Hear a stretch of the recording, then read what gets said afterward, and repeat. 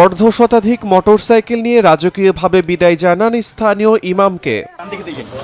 টাঙ্গাইলের মির্জাপুর উপজেলার নতুন কহেলা জামে মসজিদে প্রায় ৩ যুগ ধরে ইমাম ও খতিবের দায়িত্ব পালন করে আসছিলেন মৌলানা মোহাম্মদ শাহজাহান খান। ১৯৯১ সালের ৬০০ টাকা বেতনে চাকরি শুরু করলেও বিদায়কালে তার বেতন দাঁড়ায় ১৭,৫০০ টাকা।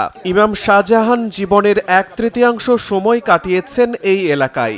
সুন্দর আচরণ ও ভালোবাসায় নানা আয়োজনের মধ্য দিয়ে তাকে রাজকীয় বিদায় সংবর্ধনা দেয় গ্রামবাসী। বিদায়ের সময়ে গ্রামবাসীর সহযোগিতায় ইমামকে এককালীন পেনশন দেওয়া হয় ৯,৩০,০০০ টাকা। ৩ শতাধিক মানুষ ৭ কিলোমিটার পথ পাড়ি দিয়ে ইমামকে নিজ বাড়িতে পৌঁছে দেন। এমন বিদায় জানাতে পেরে খুশি স্থানীয় গ্রামবাসীরা। আমাদের মসজিদের ইমাম সাহেব দীর্ঘদিন এই গ্রামে ইমামতি করেছেন। এই ইমামতি থাকা অবস্থায় দীর্ঘদিন তার সাথে গ্রামের সাথে প্রত্যেকটা মানুষের সাথে পারিবারিক আত্মিক সম্পর্ক হয়েছে। উনি আসছিল একদম কাঁচা দাড়ি নিয়ে, এখন বিদায় নিলেন পাকা দাড়ি হয়ে। এই ইমামের পিছনে আমি 10 বছর মুয়াজ্জিমগিরি করছি।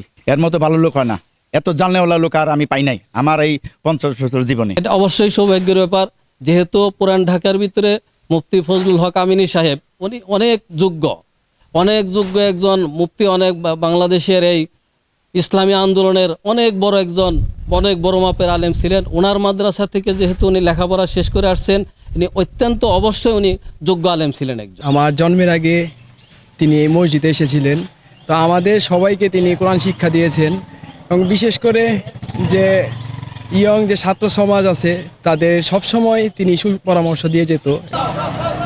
এমন ব্যতিক্রমী বিদায়ে সবার জন্য দোয়া করে এবং নিজের জন্য দোয়া চেয়ে বিদায় নেন ইমাম শাহজাহান।